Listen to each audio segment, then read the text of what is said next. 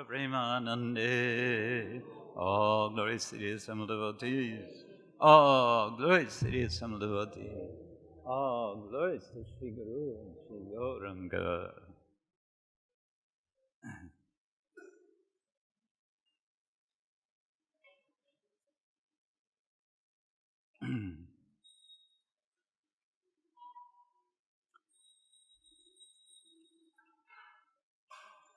Nama Om Vishnupadaya Krishna Preshtaya Bhutale Srimate Bhaktivedanta Swamin Iti Namine Namaste Saraswati Devi Gauravani Pracharine Nivishesha Shunyavadi Paschatya Deshatarine Vancha kalpatarubhyascha kripa sindhubhya evacha patitanam pavanebhyo vaishnavebhyo namo namah. He Krishna karuna sindhu dinabandho jagatpate gopesha gopika kanta radha kanta namostude. Tapta Kanchana Gaurangi Radhe Vrindavaneshwari Rishabhanu Sute Devi Pranamami Hari Priye. Jaya Shri Krishna Chaitanya Prabhu Nityananda Shri Advaita Gadadhar Shivasari Gaura Bhaktavinda. Hare Krishna Hare Krishna Krishna Krishna Hare Hare Hare Rama Rama Rama Hare Hare. Om Namo Bhagavate Vasudevaya.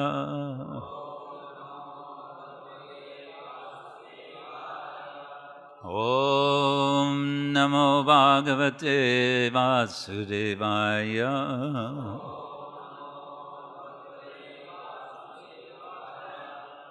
Om Namo Bhagavate Vasudevaya.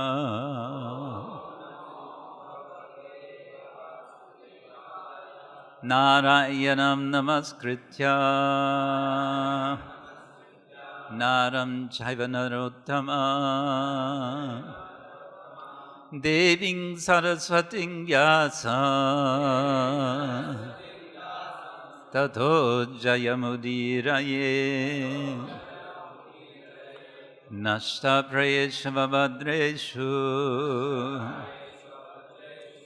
Nityam Bhagavato Sevaya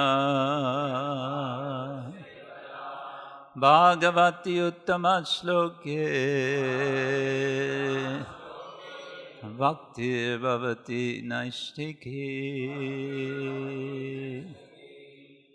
We're reading from Srimad Bhagavatam, Canto 8, Chapter 11, King Indra annihilates the demons.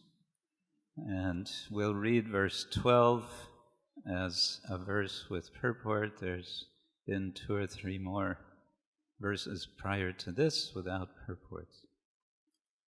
Praharat kulisham tasma Praharat kulisham tasma Amogang paramardana Amogang paramardana Sayano nyapatat bhuma Sayano nyapatat bhuma Chinna paksha ivachala Chinna paksha ivachala Praharat kulisham tasma Amogam paramardana Sayano nyapatat bhuma Chinna paksha ivachala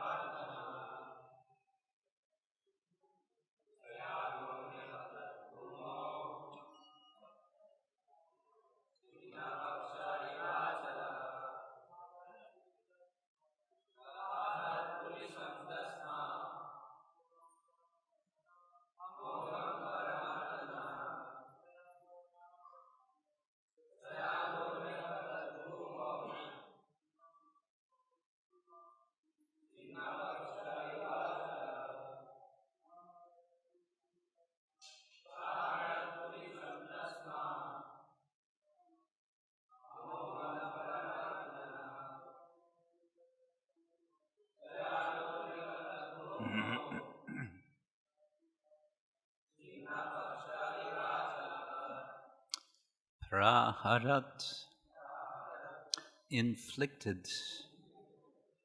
Kulisham, thunderbolt scepter. Do you know what a scepter is?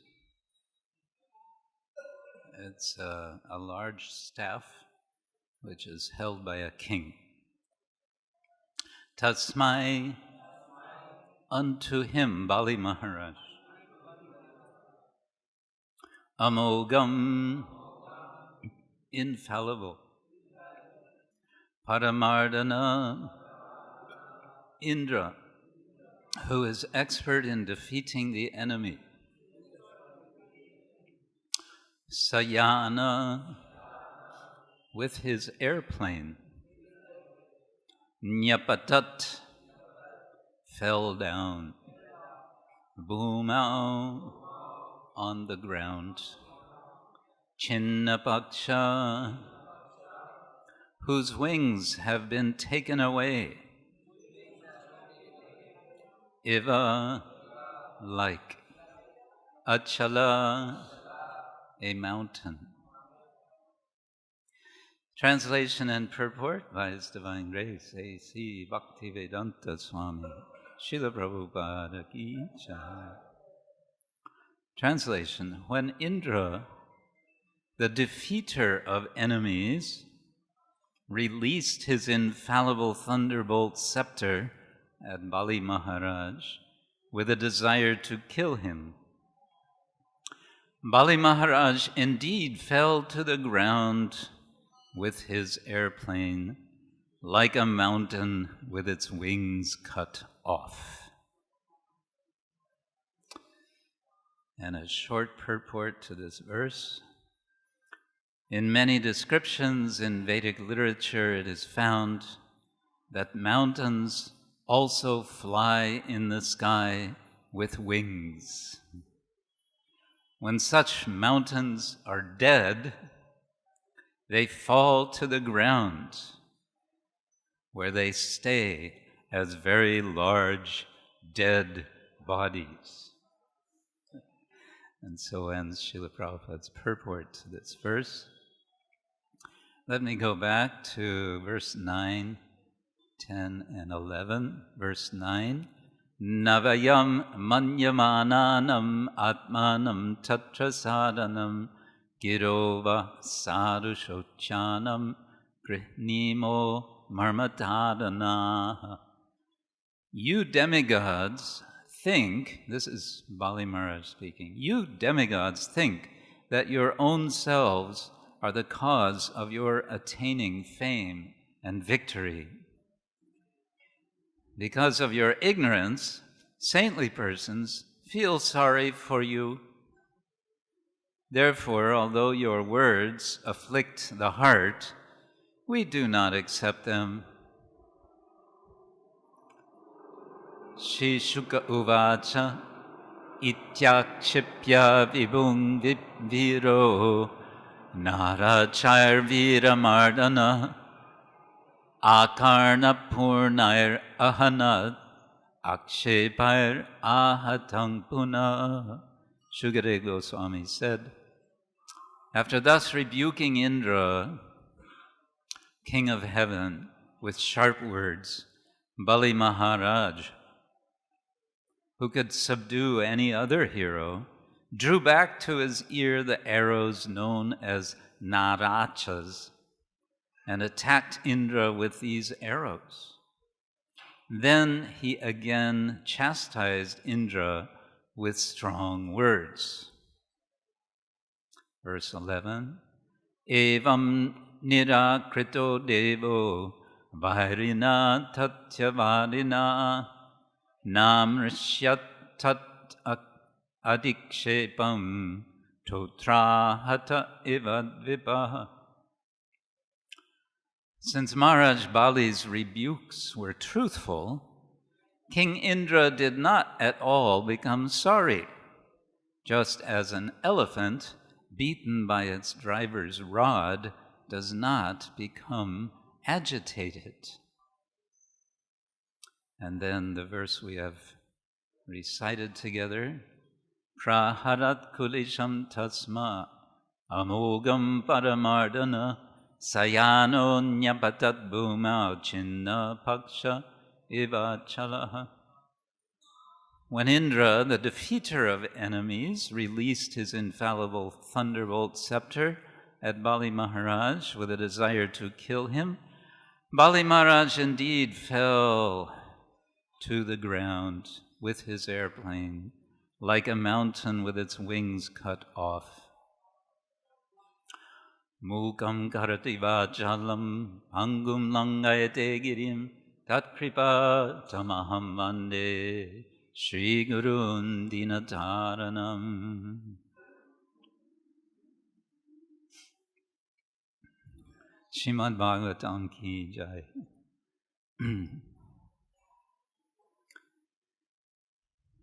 We're getting a description of a fight, a war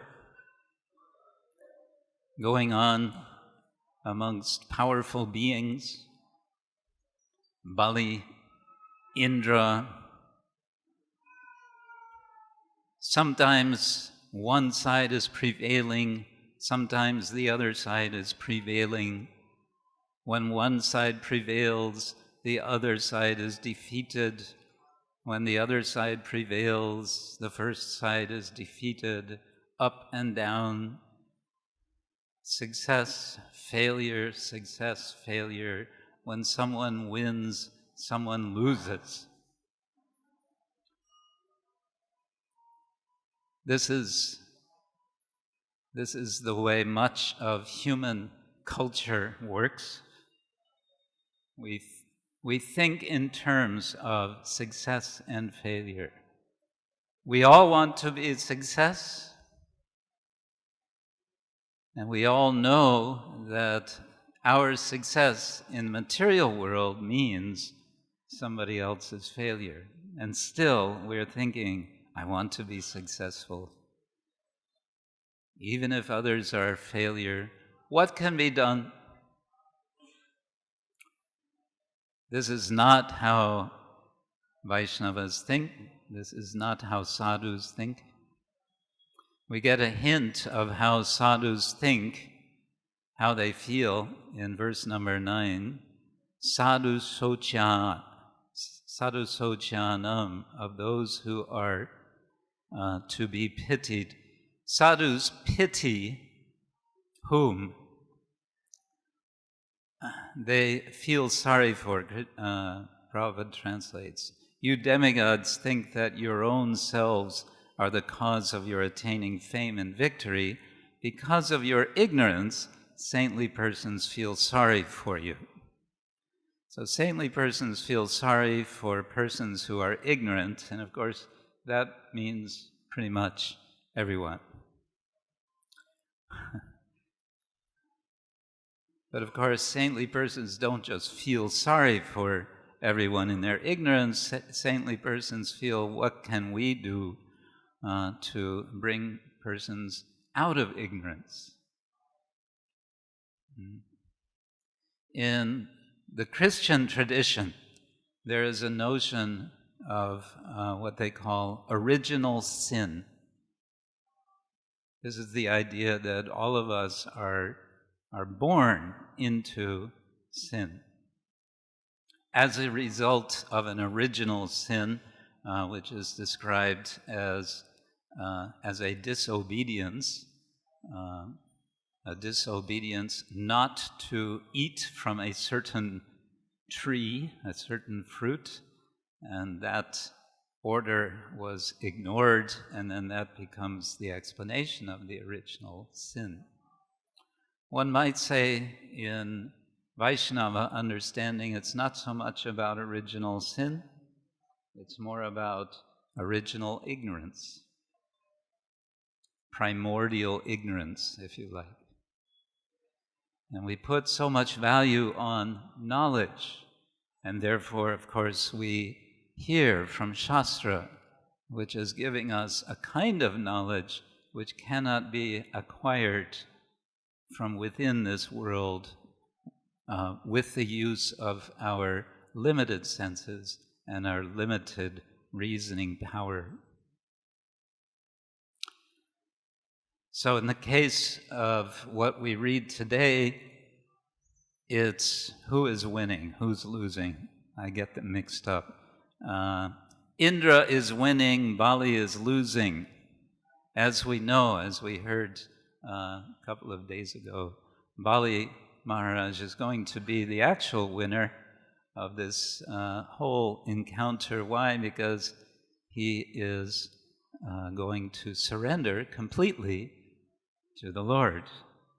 And that readiness, that making the choice to surrender to the Lord, that becomes his glory. This account, we may say, is a description of a kind of chain of actions and reactions. And this is something I want to explore a little bit, the idea of chain reaction, if you like. On the one side, chain reactions of material existence, and on the other side, we have another expression that Srila Prabhupada would use, namely the chain of disciplic succession, which is, of course, a kind of chain which is bringing us out of the condition of being chained in material existence.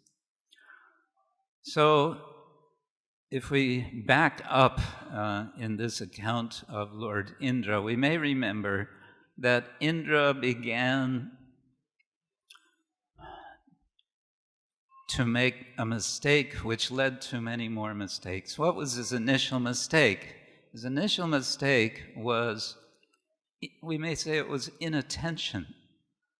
There he was in his court, in his palace, surrounded by his admirers, and he was, you could say, caught up in being admired, so much so that when his guru entered the room, who was his guru? Brihaspati.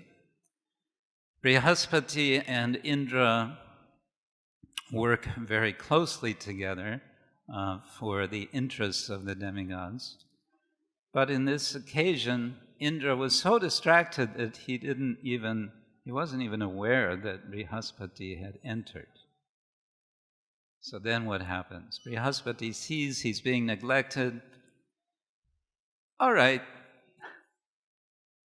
And he leaves. This is the beginning of the end for Indra. Indra soon realizes his mistake. He gets up, he wants to run after his Guru Maharaj and beg forgiveness, but it's too late. And as a result, Brihaspati removes himself from the position of being the priest for the demigods. What happens when what happens when the demigods lose their priest? They lose their power. What happens when the demons lose their priest? They lose their power. Priests are very important for demigods and demons. And when Brihaspati disappears, when he removes himself, this is when the trouble begins, not just for Indra, but for all the demigods. And so starts a series of efforts which leads to further mistakes, which lead to more mistakes, which leads to fighting, which leads to... Eventually, Indra does prevail, but it's what in English we call a Pyrrhic victory. Pyrrhic victory. It means it's a victory on one level, but on a deeper level, it was not really a victory for him when he kills Vritra. Later, incidentally, in the present discussion of this fight between Bali and Indra, when assistants to Bali come and fight with Indra, and one of them cannot be hurt by Indra's thunderbolt, Indra's surprised. He says, "How is this possible? This thunderbolt is so powerful, I've used it. In fact, this cutting off the wings of the mountains is also mentioned. It says, I can cut off the wings of mountains with this thunderbolt. And not only that, I have destroyed Vritra with this thunderbolt, but now I'm not able to destroy this demon." What is his name? Huh? Not Namuchi. Anyway, he's coming up. He's going to destroy him in a very interesting way, using a foam weapon. Foam weapon? Okay.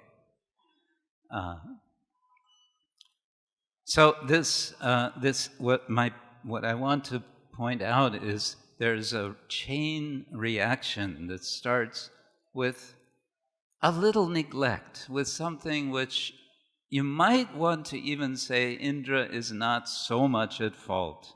He was distracted, what can you expect, and so on. And it led to so much trouble. In Bhagavad Gita, Krishna speaks about a sort of general principle of chain reaction. In chapter 2 of Bhagavad Gita, Dhyayato Vishayan Pungsa, Sangas Te Shubha Jayate, Sangat Sanjayate, Kama, Kama Krodha Vijayate, Krodhat Bhavati Sangmoha, Sangmohat Smriti Vibrama, Smriti Brangshat, Buddhinasho, Buddhinashat, Pranashyati. It all starts with a kind of innocent Dhyayato Vishayan, just meditating, just paying attention, being attentive to Vishaya, to objects of the senses, which of course is related to the word Visha. What does Visha mean? Poison. Paying attention to poison. What does it all lead to? Everything becomes destroyed. And it's a kind of chain reaction. So this is one way that material existence is described in the Bhagavatam and Shastra in general.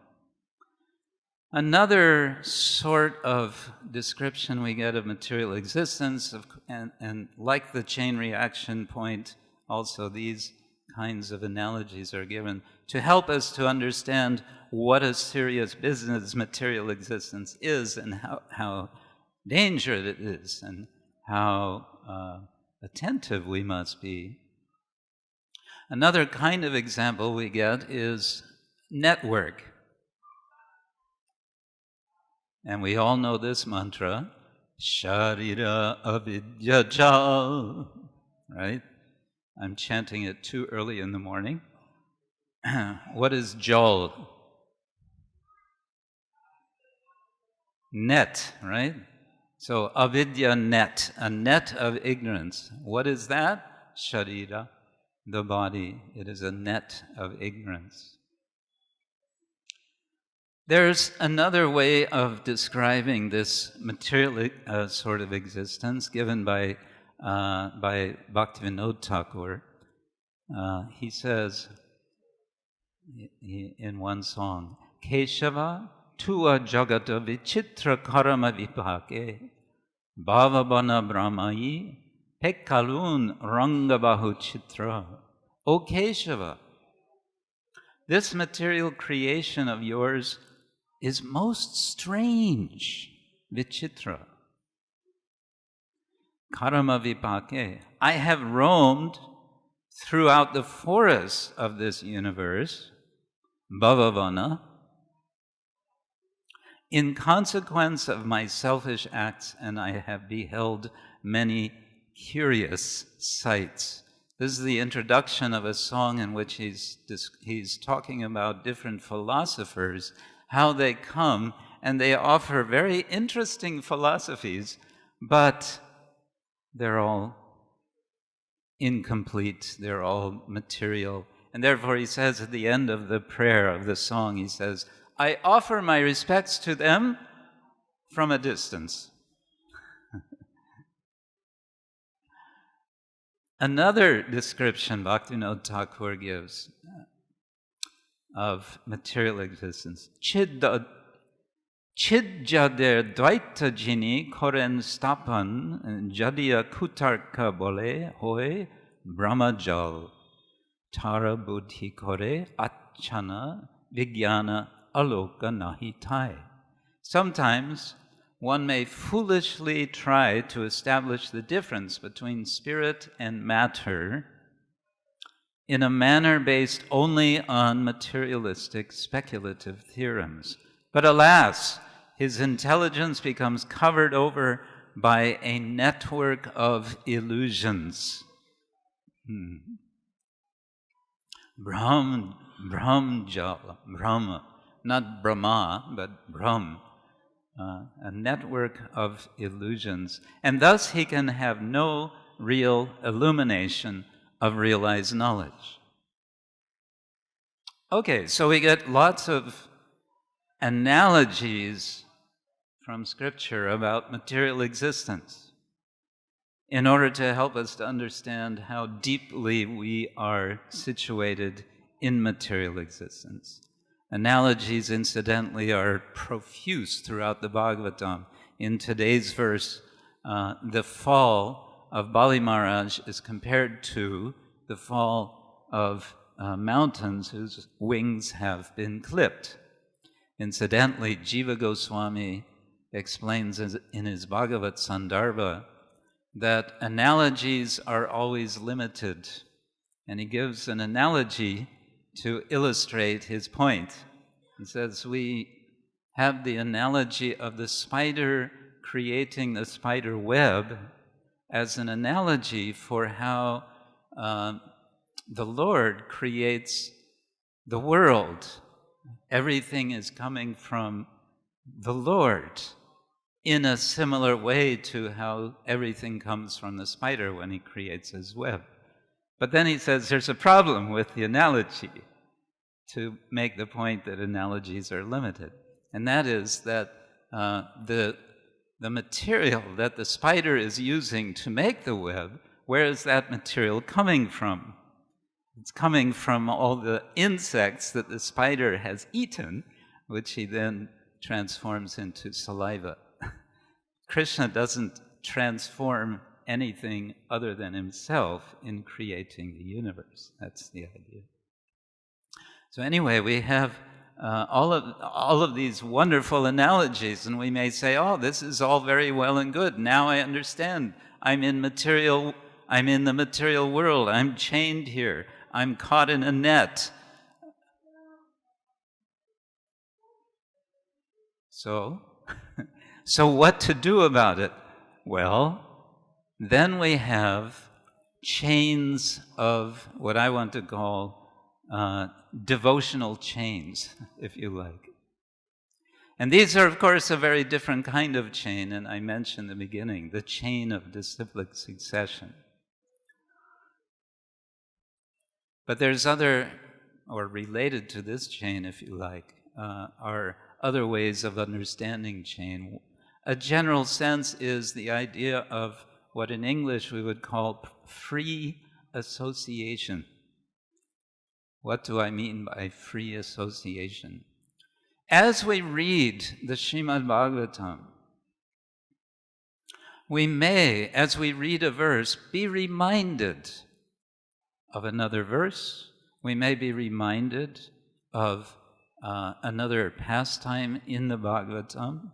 We may be reminded of another name of the Lord. We may be reminded of something in our own experience, which then we can connect to the Bhagavatam. This type of reading of Bhagavatam can be called active reading as opposed to passive reading. Bhaktivinoda Thakur laments the passive reader, the one who doesn't really absorb, does not really take in the Bhagavatam, and therefore misses the point of the Bhagavatam. So active reading is a kind of, one way of doing it is a kind of free association, to read and then reflect. Shravana, mananam, nididhyasanam. Srila Rupa Goswami gives us what he calls the essence of instruction in his nectar of instruction, the Upadeshamrita. Tannama rupa charitadi sukirtananu smrityo kramena rasana manasi niyoja tishtan raje tadanuragi jananugami kalang nayet akilam ityupadesha saram. The Upadesha Saram is to constantly be engaged in this chain of devotional activity, remembering the names, the forms, the activities, charita, etc., the kirtan, and anusmritya, ongoing remembering. We tend, in our ordinary ways of life, we find our mind jumping, isn't it? You're thinking about one thing at one moment, and the next moment, whoop, the mind has flown thousands of miles away, and then it comes back for a moment, and then it flies away. And in the mind, is there just one voice? No, there are two voices, three voices. There's a whole committee in your mind discussing what to do, what not to do, isn't it? So, the Vaishnavas are giving us hints about how to become single-minded as a stream. Ramanujacharya speaks of meditation. What is meditation? He makes an analogy, a comparison. He says it's like oil. When oil is being poured, it's a steady stream. It's not splashing and dripping. It's a steady stream. We want our minds to be a steady stream of remembering Krishna, of hearing, of chanting, of all the activities. And this happens by association. Association, we almost always, when we speak of association, we mean good association of other Vaishnavas, or we say good association with Vaishnavas as we try to become Vaishnavas, right? But we can also think of association as how the mind is working, and we can train the mind. Krishna is speaking about this in the Bhagavad Gita. And one very nice place to start with this sort of training of connecting to Krishna is a simple statement we all know from Krishna in Bhagavad Gita. He says, Aham sarvasya prabhavo matta sarvam pravartate. Right? He says everything. He says of everything, the prabhava, the expansion, is me. So that's an invitation to connect everything that we see, everything that we hear, that we touch, and so on, with Krishna. Bringing everything of our thoughts, of our activities, back to Krishna. Matta parataram nanyat kinchidasti dhananjaya Mai sarvmedam protam sutre manigana iva. Here again, Krishna gives an analogy. And one of the functions I should mention about analogies is they start with something we're all familiar with, something tangible, to point out something which is intangible. The analogy for the principle of analogies is Shaka Chandra Nyaya, the moon through the branches of a tree. The moon is very far away, and if one is a very, very small child, although the mother may try to call attention for the child to the moon, the child may not see. So then the mother will line up the moon between the branches of a tree and point out, do you see these branches of the tree? Yes, Mama, I see. Now you see the moon between? Ah, yes, now I see. So, Mata parataram nanya kinchidasti dhananja mai sarvamidam protam. Protam, strung, sutre, on a string, mani gana iva, just like so many money, so many pearls or jewels are strung on a string. That, Krishna says, is how I'm connected to this whole world. Now, think about this analogy for a moment. Someone is wearing a pearl necklace. Do you see the string of the pearl necklace? No, all you see is the pearls. Do you, because you do not see the pearl, the string, do you therefore conclude there is no string? No, no one would be so foolish. We know there's a string, and if you take the necklace and look a little bit, So, this analogy suggests that every individual pearl, quote unquote, every single thing of this world, has a connection to a common thread. So as we speak, Krishna is present as the common thread throughout everything. So this is a way of training the mind to think of Krishna. We can ask ourselves the question. You can ask a small child, where is Krishna? And the child, if you're in the temple, the child may point to the altar, yes? Ah, very good, and we're very happy that the child knows. In any circumstance, whether in the temple or outside the temple, we can be asking ourselves, where is Krishna? And thus we immediately connect ourselves to Krishna with a question, which is the opening of our intelligence, our buddhi. Through a single pastime of Krishna, there's a whole chain of connection. Think about how it all starts out. Krishna's pastimes in Vrindavan. You can start with Krishna's appearance, but you can also start with the voice that Kamsa hears, which tells him that the 8th child is going to kill him. What does this lead to? It leads to a whole series of pastimes. There's some 22 demons or opponents of Krishna described before Krishna goes to Mathura, where Krishna and Balaram encounter these demons. I always wondered about this because it's also said that Krishna fights with and kills at least one demon every day while he's in Vrindavan. So how many years did Krishna live in Vrindavan? Anyone know? There's different accounts, but generally I believe it said 11 years.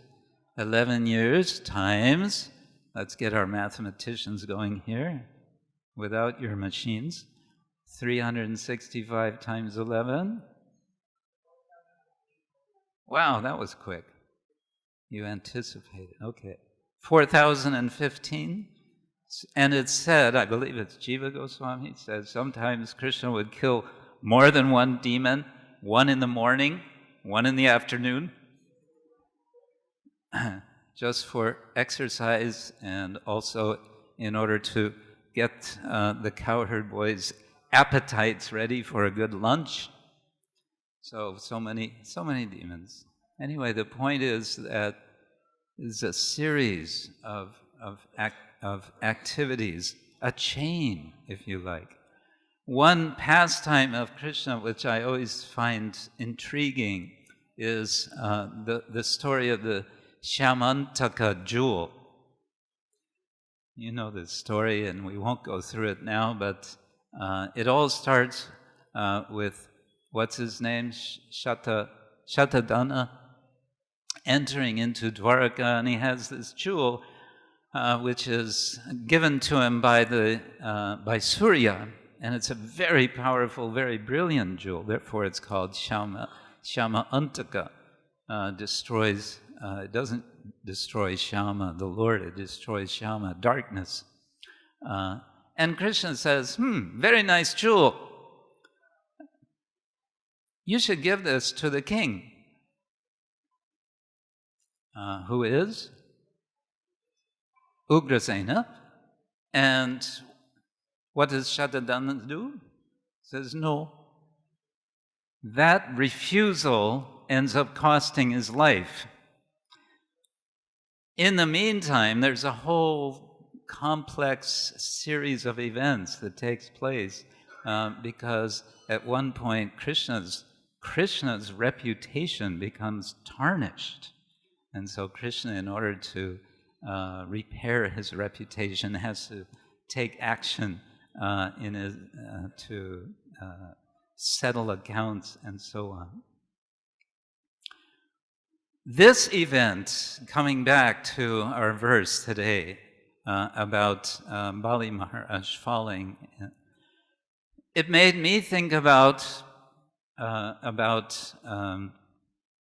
mountains flying and mountains falling, but also then about mountains being lifted and mountains being carried. And of course, this takes me back to think of Govardhan. And the gopis are praising Govardhan in a wonderful prayer, which is also a kind of series, a kind of chain. Hantayam Adiravala Haridasavarya Yat Rama Krishna Charanas Parasha Pramodha. First of all, they say that this wonderful mountain, it is Haridasavarya, the best of the servants of Krishna. And why is it the best of servants? Well, first of all, because it's very fortunate. Yat Rama Krishna Charana Sparasha Pramodha, the two brothers, Krishna and Rama, what do? They run around on Govardhan. And because they're running around, their feet are touching Govardhan. Now there's a reaction, if you like, to that. There is an effect of that. And what is that? Sparasha Pramodha. Then Haridasavarya is Pramodha. He is ecstatic, he is bewildered because of the touch of Rama, Balarama, and Krishna's feet. And then the gopis continue, Manang Tanoti, Sahagoganayos Tayor, Yat Paniya Suyavasa, Kandara Kandamulai. Now they speak about the service of Govardhan. Paniya Suyavasa Kandara Kandamulai. They're offering water, Paniya, Suyavasa, various grasses, Kandara, caves, where Krishna can be with his intimate associates. And Kandamulai is a certain kind of root which is very nourishing. Again, it's a series. The Sanskrit samasa is a series of words, and we find it very often in the Bhagavatam, series, lists of things, association, connection, chains of association, which can draw our minds to Krishna. Well, to draw our minds to Krishna, of course, that's all very nice, but Srila Prabhupada emphasized whenever he spoke of bhakti, generally he would translate it not as many do as devotion, but rather as devotional service. He would emphasize that it's not just about some, good feelings, but it's about action. It's about doing something for Krishna. And of course, this is what the whole Bhagavatam is describing as devotional service. And we have examples of those who do devotional service, wonderful devotional service. And the one who comes immediately to my mind is Ambarish Maharaj, whose devotional service is described in some detail. Savai mana Krishna padara vindayo vachangsi vaikunta gunanuvarnane karo harir mandiramarjanani shu shuting chakara chuta shatkatodaye. It goes on. Mukunda lingalaya darshane drisho tadbrityagatra sparshenga dangramam sparsheng anga sangamam granang chatat padasaroja sorabe shimatul asya rasanam tat arpite. And it continues to go on. Pado Hare Kshetra padanu sarpane shiro hrishikesha padavivandane. And then it's summarized. He's doing all these different activities. Kamam chadasye na tu kama gamya, not pursuing sense gratification. What does Ambarish Maharaj do? Yata uttama shloka jana ashraya rati. He gains rati, attachment to the Lord, by engaging in all of these services. But which service does it begin with? What is the first service in this list?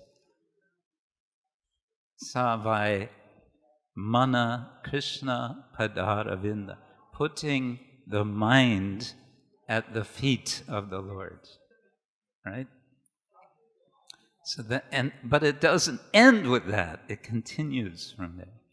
So this again brings us back to Rupa Goswami, Tannama Rupa Charitari Sukirtanan. But what does Rupa Goswami explain just prior to this verse? Syat Krishna Nama Charitari Sitapya Vidya Pitopatapta Rasanasya Charochika Nu. There's a problem, he says, and the problem is that we don't have a taste.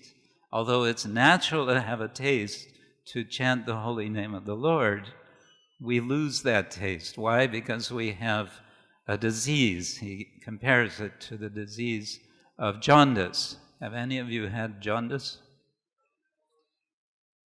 No? Yes, some of you have had. You turn all yellow, and I'm told, I've never had, but the experience is that which normally tastes sweet tastes bitter. Is it true?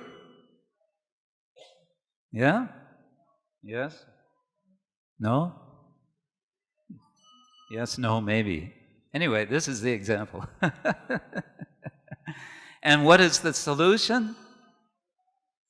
To take rock candy is recommended. Even though it's bitter, you take it, and gradually you become healthy, and then everything is as it should be again. Kintvadarada nuninam kalusaiva jushta swadvikramat bhavati tad gadamula hantri. And thus the disease is removed from the root. Well, guess what? The Hare Krishna mantra is also a kind of chain of words, isn't it? Hare Krishna, Krishna Krishna, Hare Hare, Hare Rama, Hare Rama. But this chain goes in a circle, doesn't it? We don't just chant it once, we keep chanting. In fact, you can start anywhere you like and you'll have the whole mantra.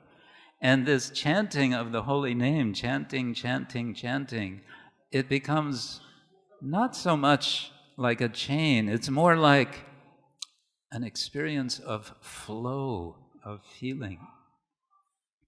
That's what we are looking for, and that is what Kunti Devi suggests to us in her prayers.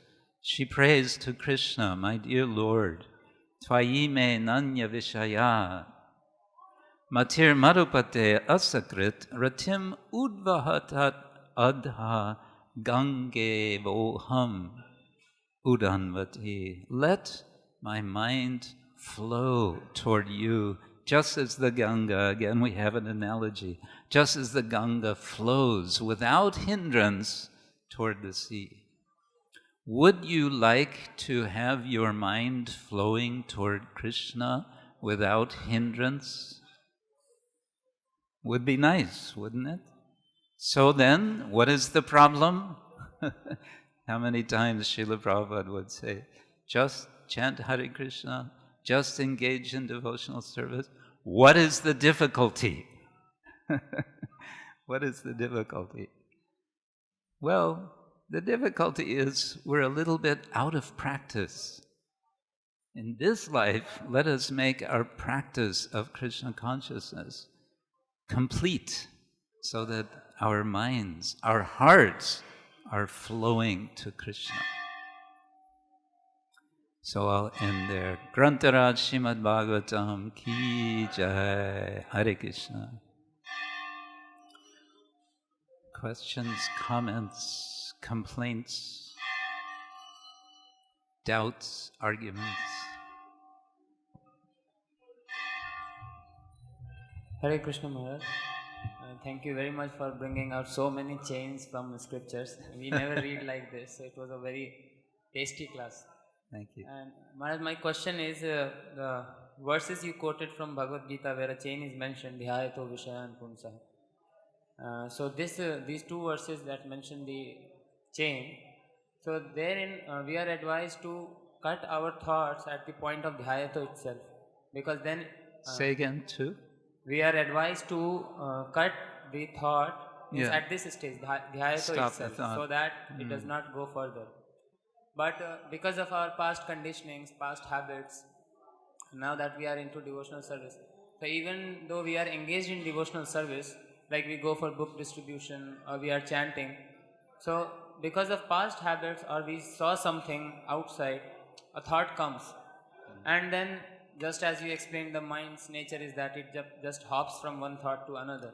Yeah. And we ourselves sometimes do not realize that how we have gone into a chain of negative thoughts, which is not conducive for my devotional life.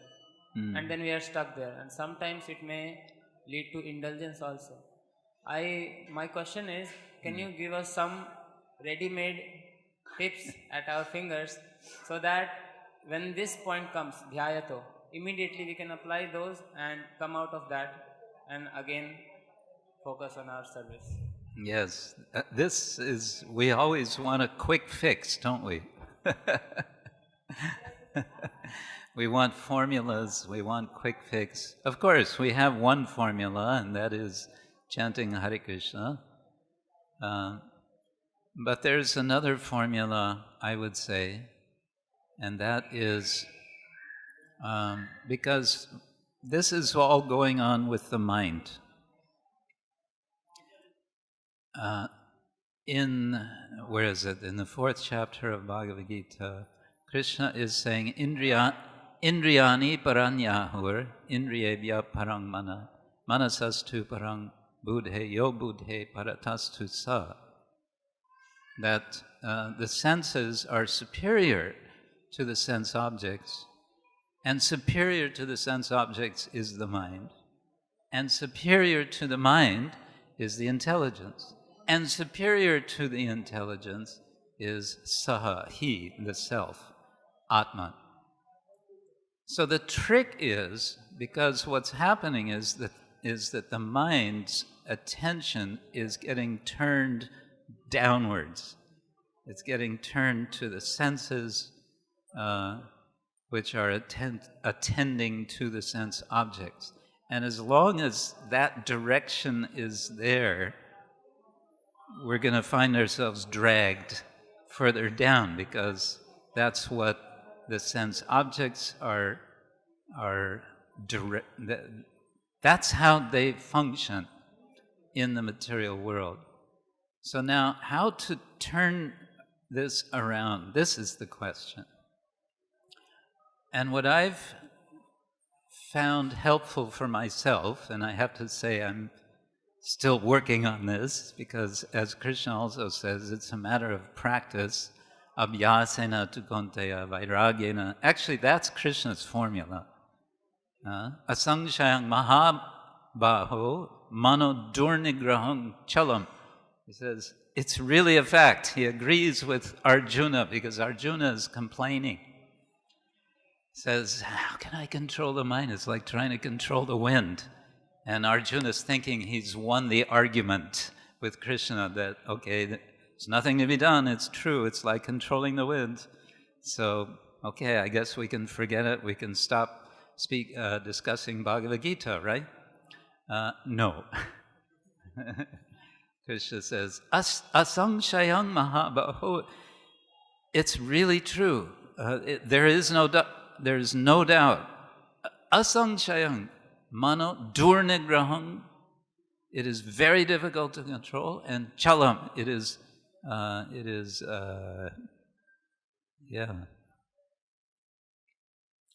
But then what does he say? Abhyasena tu konteya vairagyena cha grihyate. By practice and detachment, you can attain grihyate, you can be successful. Okay, so what's the practice? Oh, we may say, okay, it's chanting Hare Krishna. What about vairagya? What is the detachment? And we think immediately, okay, I've got to start letting go of things that I have. I possess things, and I should apparently be, giving them all away. I should be giving everything in charity. No, that's not what he's talking about. He's talking about our emotions. We are attached to emotions. We identify with emotions, and we think we are those emotions. There's all sorts of emotions, and that's a whole seminar I won't get into. But the basic point is to learn to separate ourselves from the emotions that we feel by asking ourselves a question. This is where the buddhi comes in. It's your buddhi, it's your intelligence which makes it possible for you to ask a question, and that asking is challenging the mind, and it's turning the mind toward the intelligence. So a quick question that you can ask yourself or ask the mind, so to say, is, my dear mind, is this going to make you happy? Whatever it is the mind is being preoccupied with at the moment, as you say, it's being dragged in this direction. So the intelligence is asking a question. And the answer to this question can be either yes or no. You may ask yourself, is this giving you happiness? And your mind will say, yes! And so the intelligence can say, okay, interesting that you think that this is going to bring you happiness. Because at this point, you may start to remember so much instruction from Guru, from Sadhu, from Shastra, and then that will start to filter down, and then the mind will say, all right, I give up. And you can turn toward devotional service again. Or the response of the mind can be initially, actually, you're right, this is not going to bring me happiness. Okay, and then you've redirected the mind. Very powerful. Just a question, but it's a neutral question. And this can lead you to remember, what does Krishna say in the Bhagavad Gita? Yehi samsparshadha bhoga dukkha yonaya evate. The sparsha, the samsparsha, the complete connection between the senses and the sense object, dukkha yoni, it's the womb of misery, right? And then you think, oh, okay, dukkha yoni, atyantavanta kaunteya nateshu ramate. Buddha, the intelligent person, ramate, nam ramate, does not enjoy, does not find pleasure. Why? Because adyantavant, because he or she knows this pleasure has a beginning and it has an end. So that's an analysis. That's all happening on the level of the buddhi. So we have to awaken the buddhi. And we do it with a question. Is this going to bring you happiness? Okay? Anything? So thank you all very much. It's been very nice to be with you. Thank you for your attention. I wish you a wonderful day today in Krishna Consciousness. Shri Shri Radha Rasa Vihare ki, Grantaraj Srimad Bhagavatam ki, Srila Prabhupada ki, Gaur Premanande.